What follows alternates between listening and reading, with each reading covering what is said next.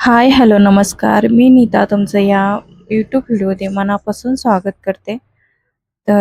मी तुम्हाला आज माझ्या ह्या व्हिडिओमध्ये अ, किती साड्या पिको फॉलला आहेत आणि मला किती ब्लाऊज स्टिच करायचे आहेत हे सांगणार आहे. सर्वप्रथम मी शॉपमध्ये आल्याच्या नंतर माझ्याकडे किती ब्लाऊज मला शिवायला आहेत ते मी अगोदर काढले बघा. काही काहींचे ब्लाऊज पीस काढायचे होते. ह्या साड्यांचे काही साड्यांचे मी ब्लाऊज पीस काढून घेतले अगोदर. तर अ, 4 साड्या आहेत बघा, त्याचे पिसं मी काढून घेतले आणि कुणाचे किती ब्लाऊज आहेत आणि कुणाचं काय हे नक्की मला बघून ठेवावं लागतं. तेच चाललेलं आहे बघायचं काम. तर इथे बघा, ही पण एक साडी आहे हिरव्या कलरची आणि याचा पण मला पीस काढायचा आहे. तर याला पीस आलेला आहे आता सध्या येतो तो ट्रेंडिंगमधला हे वन साइड टिप मारलेला असते, तर तसा हिरव्या कलरचा पीस आलेला आहे त्या साडीला. मी सगळ्या साड्या वगैरे घड्या घालून ठेवत असते कारण मी पिको फॉलला बाहेर देते साड्या. मला मोजून ठेवायचे होते किती साड्या वगैरे आहेत. तेच काम चालू आहे आणि मला अस्तर पण जाऊन आणायचे त्याच्यामुळे सगळे ब्लाऊज मी काढलेले आहेत बाहेर इथं. की कशाला मला अस्तर आणायचं आणि काय करायचंय तेच काम चालू आहे.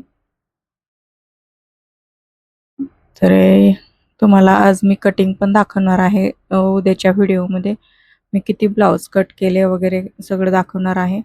आणि आज पण मला शक्यतो मी अस्तर वगैरे आणून ठेवणार आहे आणि एक ब्लाऊज स्टिच करायला घेणार आहे किंवा कटिंग करून ठेवणार आहे. तर असं काहीतरी करणार आहे मी आणि बाकीचे राहिलेले मी घरी कटिंग करायला नेणार आहे. कारण इथं शॉपमध्ये मी आता कटिंग करण्यामध्ये वेळ न घालवता स्टिचिंगला वेळ देणार आहे. कारण मशीन घरी नाही आहे, इथंच आहे आणि मग त्याच्यामुळं मला ते कटिंग करून ठेवायचं आहे. तर अ, माझ्याकडे एक कटोरीचा ब्लाऊज आहे कटिंग केलेला, तोच मला शिवायचा आहे.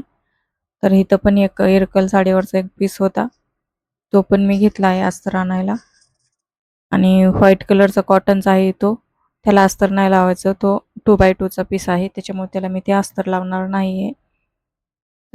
सगळ्याला अस्तर वगैरे एकदाच कटिंग केली ना 10-12 ब्लाऊज तर आपले नक्की स्टिचिंग उरकतं.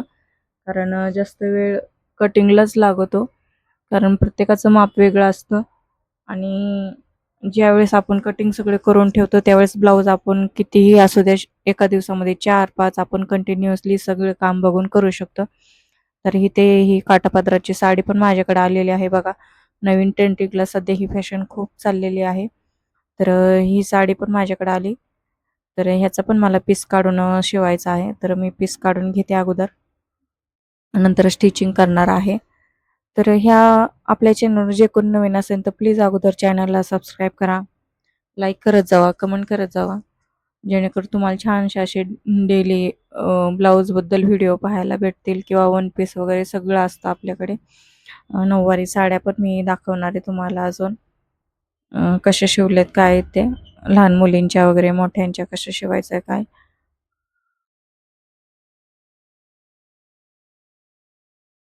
वन पीस पण दाखवणार आहे. मला 2 वन पीस शिवायचे आहेत बघा.